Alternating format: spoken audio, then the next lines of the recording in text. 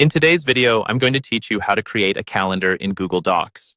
This is a handy skill that can help you design simple calendars for personal or professional use, and it's especially useful if you want an alternative to more complex calendar software. We'll go through each step, ensuring that you end up with a well-structured and visually appealing calendar. Let's get started by opening a new Google Doc.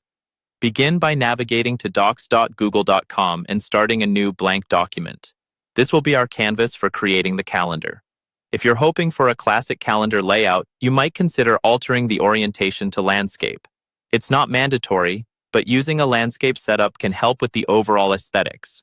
To do this, simply click on File and then select Page Setup. From there, change the orientation to Landscape. Next, we'll insert a table, which is the backbone of our calendar. Click on Insert, then Table, and hover over the grid that appears.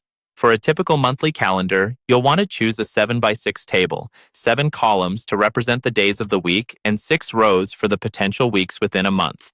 Once your table is in place, it's time to label the first row with the days of the week.